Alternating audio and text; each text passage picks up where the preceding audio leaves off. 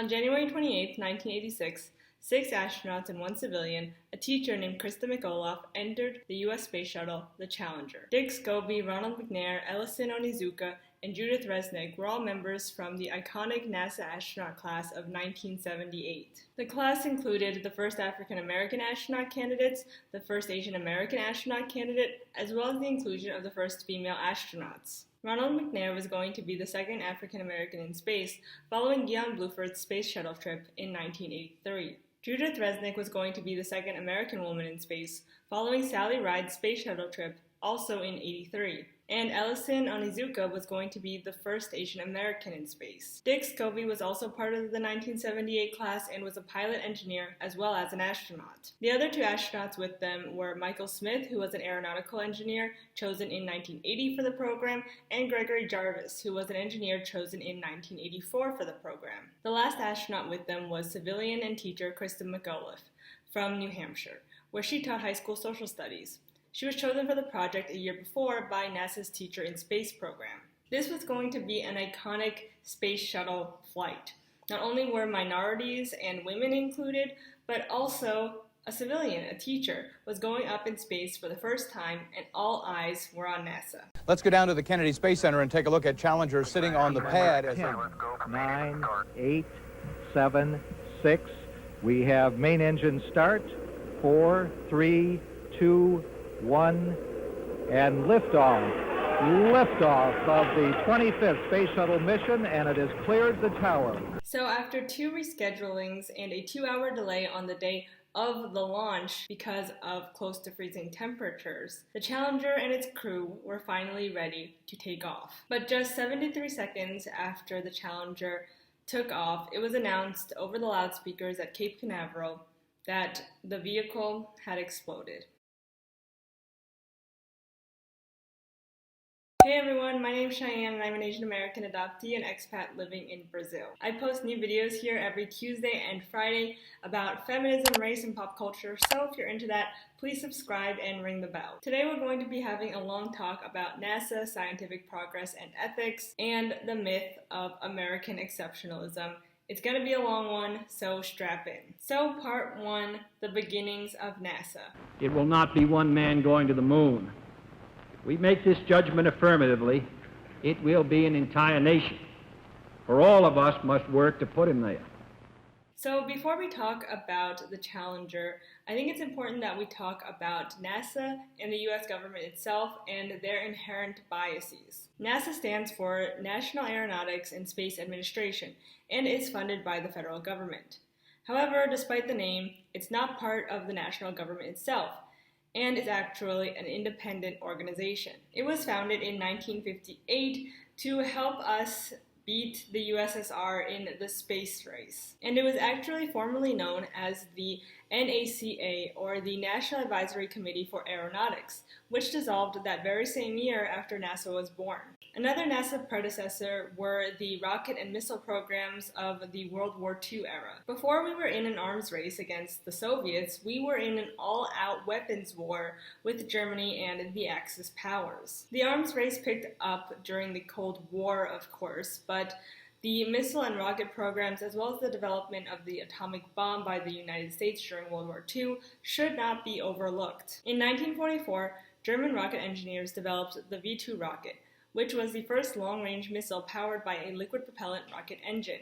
And this, of course, confirmed the American government's already growing suspicion that the Germans could create an atomic bomb, or at least were capable of doing so. And this suspicion actually started way before the US got involved in World War II in 1939, when the Germans developed the German nuclear weapons program. So then, of course, the US started its own nuclear weapons program entitled the Manhattan Project, which completed its goal of creating an atomic bomb and actually being the only country in the world to ever use an atomic bomb on a sovereign nation. This ended World War II, as well as the United States nuclear weapons program, or at least the Manhattan Project, but the US wasn't done with Germany just yet. From 1945 to 1959, the US commenced the top secret operation, Operation Paperclip, which recruited 1,600 German scientists, many of whom were former Nazis. In 1963, President Truman, in relation to Operation Paperclip, which was already well known to the American public and criticized, would say that he did what had to be done in order to beat Russia, as the Americans were afraid that German scientists would be brought over to the Soviet side. One of the most famous scientists brought over during this time was, of course, Wernher von Braun, who was not only a former Nazi, but also an SS officer. Witnesses say that during the making of the V-2 rockets, which Wernher and his team helped create, that he used concentration camp prison laborers to build them, most of whom died in the process. Initially, he said that he wasn't aware of the brutality in the camps, but later he would say that he was aware of the violence, but felt helpless to stop it. Anyway, von Braun began working for the US military by creating ballistic missiles, and he helped launch the US's first satellite, the Explorer-1. He and his fellow scientists were then incorporated into NASA in 1960. Later, von Braun would become the director of the Marshall Space Flight Center and eventually engineer the vehicle that helped launch Apollo 11 to the moon. In the 1950s, he also worked with Walt Disney. Together, they made educational TV and film shorts about space exploration to get kids and adults excited about space travel, as that was one of NASA's goals at the time that needed funding, and also going to space was one of Walt's own personal interests as seen in his Tomorrowland part of Magic Kingdom. So in the end, NASA and its history is inextricably linked with Nazis. And people were well aware of this fact, but what could they do? They criticized the American government, but that didn't stop them from wanting to go to space, and if they had to use some Nazi scientists to do it, then so be it, I guess. This is the price of progress, right? You know, American hypocrisy really knows no bounds. They claim to hate the Nazis and want to kick their asses, but at the end of the day, they let a few in because if that meant beating the commies, then it was well worth it. Not to mention that there's this notion nowadays that the police force and the US government has been overrun by neo-Nazis and the alt-right. But no, we welcomed these people in with open arms decades ago, and we just didn't care. So part 2 is ethical progress possible under militaristic regimes. So there are a lot of talks given about the ethics of science by people who work at NASA or used to work for NASA, especially after the Challenger disaster, and I suggest watching them here on YouTube, as well as, of course, watching the Challenger documentary series on Netflix, which does scratch the surface of ethical scientific progress and how that's seemingly impossible under American capitalism, or honestly under any militaristic and imperialistic government. And the main question I want to ask is it possible to make ethical progress in a country, whether it be Nazi Germany or the capitalistic United States, when both use the gains of war to measure progress? And I'd say no. In countries that put winning over human life, scientific achievement will always require sacrifices. My second question is it then the responsibility of individual scientists to then stand up and say no to the war machine? To say, no, I'm not going to pursue my interests in rockets because I don't want them to be used to launch missiles. And this is obviously a very tough question that I don't think we'll ever reach a consensus on, but I personally am leaning on the side of no. I would say that it's really hard, if not impossible, for someone, an individual, to rebel against the war machine when if they do, they'd be putting their lives or salaries at stake. And that's not to say that there are some really great people who do stand up, who do rebel, who do blow the whistle, but I would say that most of us are not the exception. I do believe that von Braun simply wanted to work with rockets, and if he had to join the Nazi party and take part in slave labor, then so be it. He didn't care. He just didn't care. Ever since he was a kid, he wanted to work with rockets and one day go to the moon. And the Nazi government let him do what he always wanted to do. And sure, his rockets were being used to launch missiles, but that's just part of doing science under any militaristic regime, right? Isn't this just the price of progress. If we only choose to make scientific progress in the name of war or use war to measure scientific achievement, then the individual scientists working for the military or wherever are then forced to run circles in their head to make everything make sense. They have to logic themselves out of this moral quandary because it's really hard to admit, yeah, I put my own personal gain ahead of someone else's life. Because when you're in a war, whether it be one against nations or a metaphysical arms race, you seemingly have no choice. And yeah, I agree, you kind of don't have a choice, but you also kind of do have a choice. It's really messy, and I am not here with an answer. And I don't want to take individual blame away from von Braun or others like him because they deserve blame. They made choices. And there are definitely people out there who get into science and medicine to abuse others and to have power over others, and that's fucking scary. But I also want us to think about how hard it is for scientists and engineers to make ethical progress when taking a human life is just part of the job. In all, the normalization of human sacrifice for the sake of progress has to stop. It's been used to pacify people for too long. But for that to happen, entire governments need to change. A few individuals leaving the field isn't going to change the fact that the military and the scientific community are closely linked. This is a structural problem that will not be solved by a few individual actions, but that doesn't mean that individuals aren't also partly to blame. We can even see outside of Nazi Germany in our very own country, the US of A, that the people at NASA, Thiokol, which we'll get to, and the US government didn't care about the people on the Challenger that day. They cared about their salaries, their deadlines, and their jobs. As long as American capitalism continues to make people put their own personal paycheck over the life of someone else, then people will continue to die at the hands of progress. So, part 3, integrating NASA. So before we talk about the Challenger, I think it's also important that we talk about the integration of NASA and the hypocrisy of the US government. So NASA was integrated in 1961, and as seen in the very famous movie Hidden Figures, black women were already working there before 1961. Dorothy Vaughan, who worked as a human computer for the NACA, the National Advisory Committee of Aeronautics that would later become NASA, became the supervisor for the West Area computers. Mary Jackson was an aerospace engineer at the NACA and NASA's first black female engineer. And Katherine Johnson was a mathematician who helped calculate the trajectories of the Apollo 11 and Space Shuttle missions. These women broke a lot of firsts and worked at the NACA and NASA for their entire lives. Johnson worked there for 35 years, Vaughan worked there for 28 years, and Jackson worked there for 34 years. Yet, they were only awarded and recognized for their achievements a few years ago. Morgan Watson was one of the first black engineers at NASA who also worked on the Apollo 11 mission. He was brought to NASA's Huntsville, Alabama site from Baton Rouge, Louisiana with other black male engineers. It's no surprise that NASA has had many black engineers, mathematicians, and computer experts working with them throughout the 50s, 60s, 70s, and so on, some of whom were carried over from the NACA, NASA's predecessor.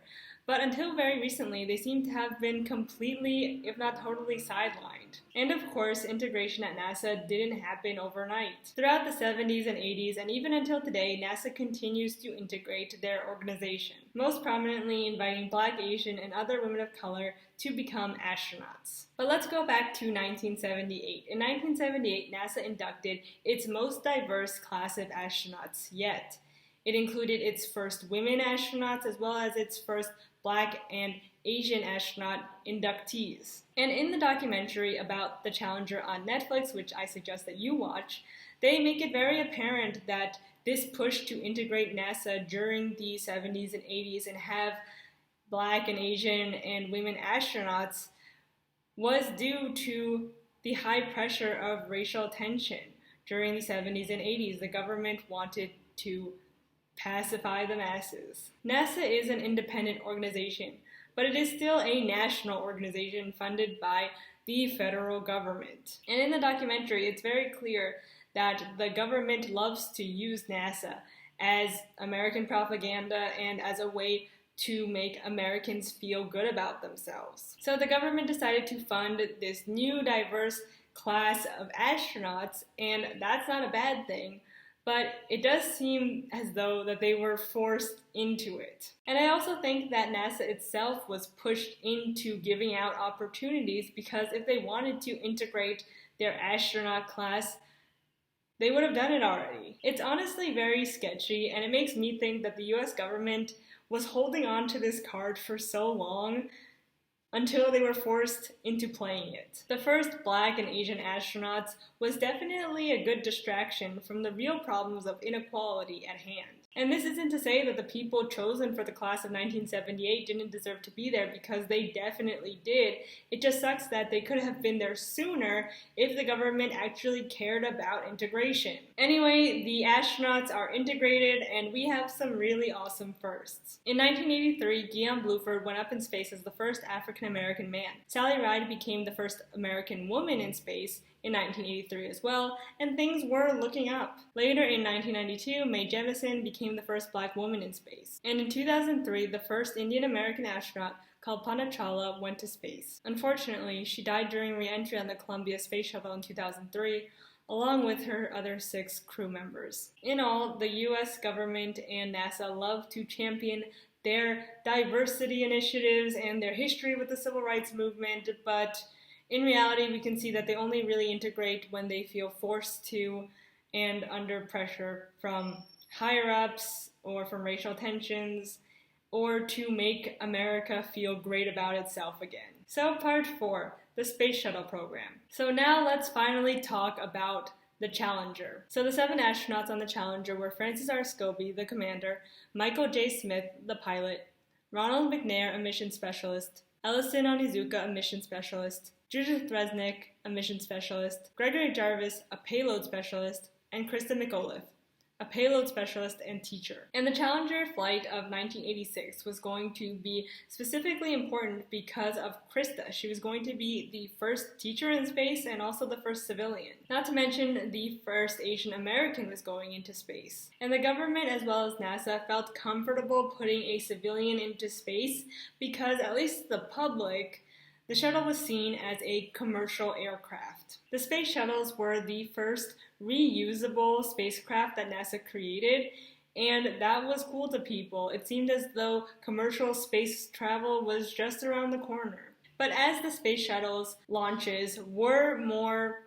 frequent, and as more regular people went into space, as the 1978 class wasn't just made up of pilots from the Air Force, but also, engineers and people with less intense professions, the American public became very bored with it. They were bored with ordinary people, or seemingly ordinary people, going into space. And in the documentary, actually, they play a clip from a stand-up that Jerry Seinfeld did about how bored people were with space travel at the time during the 80s. And yeah, people were not excited about it anymore for some reason. So Reagan's administration and NASA worked together to create a publicity stunt for NASA. They were going to send an ordinary civilian into space. And that's how they were going to generate interest for the space travel program again. And that's also how the NASA Teacher in Space program was born. 11,000 teachers entered, and 10 were chosen to train, and Krista won.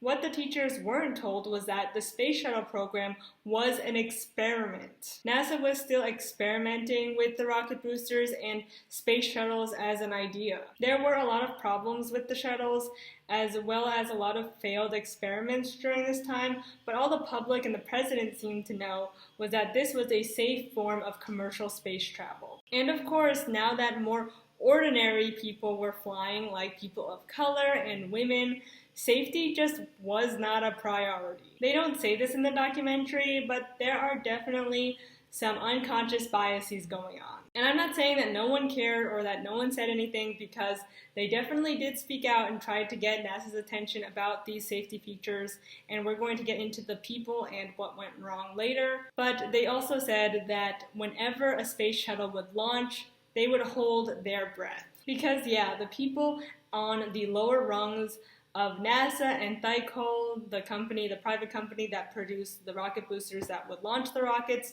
knew that there was going to be an eventual explosion way before the Challenger in 1986. As the space shuttle program started in 1972 and launched its first shuttle that was manned in 1981. But all of these lower level employees were silenced, or they didn't want to speak out too much out of fear of losing their jobs, so this bullshit just continued, and people of color and women and civilians lost their lives. So part 5, what happened? In the end, what caused the Challenger to explode, and why were so many seemingly competent people so incompetent? The short answer is American hubris, but I will give you the long answer. So, like I mentioned before, the space shuttles were experiments. This whole program was an experiment, and in the documentary, they called them test vehicles. Though to the public they seemed safe and basically like space cargo trucks, they were still test vehicles, and the engineers at NASA and Thiokol were still working out the kinks. The biggest kink were the O-rings, and from my understanding, the O-rings were seals that blocked the fuel tank from the pressurized burning gas in the rocket booster. The rocket boosters helped launch the shuttle and would fall off at a certain point into the water, and the teams at NASA and Thiokol would inspect them. But as they continued doing launches, they realized that the O-rings would be totally disintegrated, which meant that the seal wasn't strong enough and might cause an explosion if one was burned through during liftoff. It was clear that this problem needed to be worked on and would take a couple of years to figure out, but they didn't want to do that because it would delay the launches. In 1982, Larry Malloy, who was the rocket manager at NASA at the time, promised the American public and the government 37 flights by 1986, but the Challenger's flight was only the 25th. NASA was clearly overworked, but instead of slowing down and fixing the O-rings, they moved full steam ahead. The Challenger took off, and 7 lives were lost in the name of progress. But before January 28, 1986, the day the Challenger took off, the launch was actually delayed 2 other times. The first time it was due to weather, and the second time it was because the door on the space shuttle had to be unscrewed and removed. This was part of the usual procedure, but there was something wrong with the screw. They called Lockheed Martin to fix the screw or to remove it, but they couldn't remove it with their battery-powered tools because all of their tools needed new batteries. So then they proceeded to remove the nail by sawing it off with a hacksaw, and that compromised the day of the launch because they missed their window and the weather was already turning sour. The Challenger's launch was going to be delayed a 3rd time because of weather, because it was going to be freezing that night, and that would affect the shuttle. Not only was there a risk that the heat shield would malfunction, but that the O-rings would be affected as well, because the O-rings would become brittle in the cold and not retract in time for the next morning. This was such a huge concern that an emergency nighttime meeting was called with Thiokol and NASA execs and engineers, but in the end, Larry Malloy gave the okay. In the documentary, Larry Malloy says that the engineers couldn't prove sufficiently that it was too dangerous not to fly. And to a lot of them, this was routine. Like I said before in the documentary, they said that with every shuttle launch, they held their breath. But this was really testing God. This was pure hubris. It's clear that a few individuals could not stop this launch from happening, and that's extremely frustrating because a lot of people did speak out and tried to prevent this tragedy, but no one listened to them. At the end of the emergency meeting, only the executives and the vice president of engineering were polled, and none of the O-ring experts were given a vote. So in the end, they launched with icicles still attached to the shuttle. And what makes this even sadder is that people were so freaking excited for this. You had kids come in from all over the US to Cape Canaveral to see a teacher go into space. They were so excited to see a teacher give lessons from space. But in the end, it just turned out to be this totally traumatic event. What's even worse was that people didn't know what they were looking at. They had no idea that the vehicle exploded until a few minutes later when over the loudspeakers someone said the vehicle had exploded, and that was that. And a lot of them didn't even know if their family members were still alive or not. The cover-up started as soon as it exploded. People weren't allowed to leave the room, not even to go to the bathroom, and they weren't allowed to change their computer screen.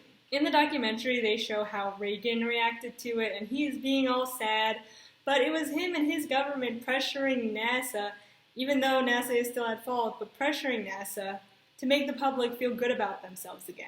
What's even worse is that after the Challenger exploded and NASA needed to do damage control, Reagan told William Graham, NASA's spokesperson, to not embarrass NASA because there needed to be more launches. And Graham actually issued a memo to the press that they could not identify the flame that started the explosion, which was obvious from photo evidence. You could see a flame on one of the rocket boosters, and it was clear that that started the explosion. The press could not refer to that as a flame. They needed to refer to it as a plume. I think that the media could still call it a flame, but when they were interacting with Graham, they had to call it a plume.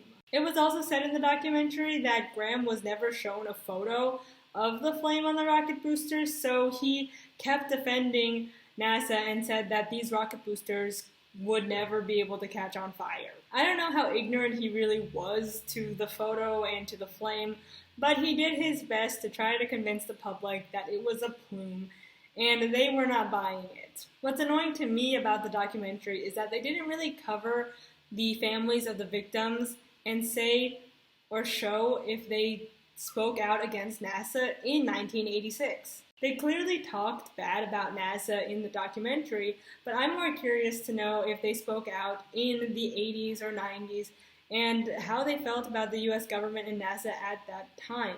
I think it would have been cool to see the litigation between the families and NASA, but they didn't show it. I guess they might have signed a non-disclosure agreement or something, I really don't know. And the doc was mainly about individuals rather than the fact that the entire organization of NASA and the US government was flawed. However, in 1986, that spring, the New York Times did come out with an article detailing how NASA cut costs when it came to safety testing and accident training. It was well known at the time after the accident that NASA had a huge problem when it came to following safety regulations, but also when it came to management. And it was actually Richard Cook who finally blew the whistle on the O-rings to the New York Times, even though they knew the seals were fucked 3 years prior. Alan McDonald, an engineer at NASA, also knew that shit was going to hit the fan years prior and tried getting management's attention, but no one would listen. Lastly, Roger Boisjoli was the original whistleblower who spoke out months prior to the Challenger's explosion. He sent the first memo out to NASA as well as Thiokol, as he was an employee there, about the O-rings. He wasn't in the documentary because he passed away in 2012. The documentary showed that a lot of people tried to change the trajectory of things, but that the higher-ups just didn't care. They essentially thought themselves to be above the law. There's that myth of American exceptionalism rearing its ugly head. Nothing has gone wrong so far, so why change anything? It took the deaths of 7 people for NASA, Thiokol, and the US government to really slow down and reflect on what they were doing, and that's terrible. In the end, Feynman, one of the scientists who worked on the Manhattan Project, see how this goes full circle, proved the rings didn't have resiliency after being in the cold all night, and that it was the rings that caused the explosion. Malloy, in the documentary, later says that he felt as though his hand was forced, but he was one of, the top guys. It's amazing how there can be so many people in an organization, but just 1 or 2 people have all the power. But the worst guy to come out of the documentary was William Lucas, who was actually Malloy's boss. He basically says that some people just won't make it, and that's the price of progress. Do you realize that you're being filmed? There are definitely some individuals at fault, and they're going to have to live with that until the day they die. And we see in the documentary that they're having a lot of trouble coping with that because it's kind of inescapable. And that especially goes for the more powerful people. If they just had said no, maybe this could have been avoided. But in the end, I don't think anything would have slowed this thing down or that we could have avoided this because the O-ring problem was huge. It needed to be addressed years ago. But the people in charge clearly weren't going to spend the time and money to fix this problem until it was too late. And one of the men said it best in the doc when he said, the culture at NASA at the time was that we can do everything. In the end, the story of the Challenger is a story of American exceptionalism. This idea that we can do everything and anything and that God is always on our side, when no, we can't do everything. And thus, one of America's greatest institutions failed America itself. So, part 6, the aftermath. So, William Lucas, Larry Malloy's boss, went on early retirement. Larry Malloy was shuffled around, but he too ended up taking an early retirement. A lot of people also got laid off during this time or started working part-time. However, the O-ring problem was finally addressed, and it took 2 years to finally fix them.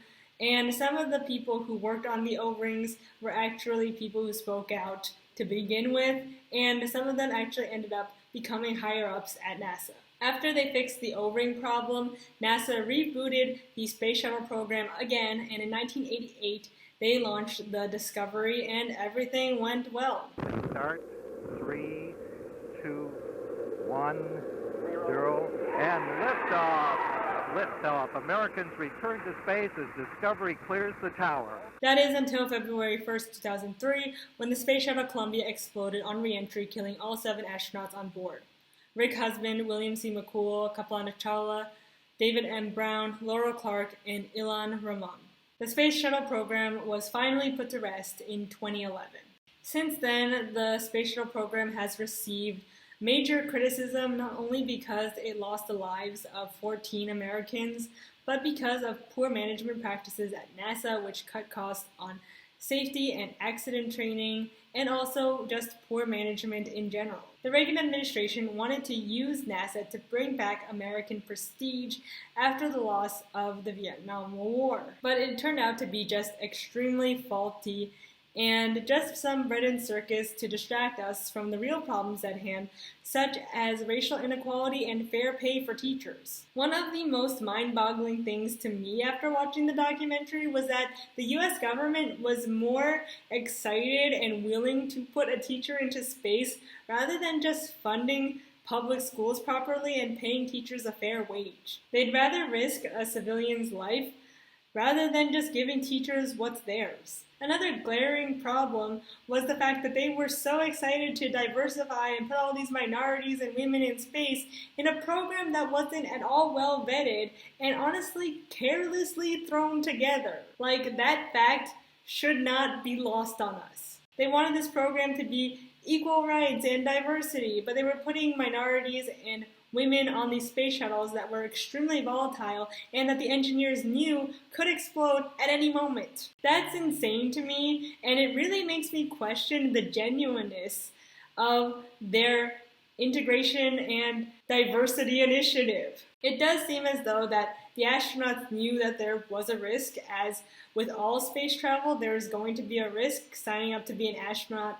You know that there is some risk involved. But these shuttles just seem so much more risky. Like, I don't know, it just makes me really angry. So, the conclusion. So, I guess that's the end of the video. That's all I have to say about that. I just feel so bad for all of the 14 victims who needlessly lost their lives. And also, I feel bad for all the families who have to continue to live with this loss. It was truly needless. And this is what happens when we put winning and the war over people's personal lives and safety. This is what happens when we get too carried away and too overly ambitious because of American exceptionalism. This idea that we're great and that we have exceptionability. We are not exceptional, and we need to be more careful. May all the people who lost their lives rest in power, and may their families one day find peace.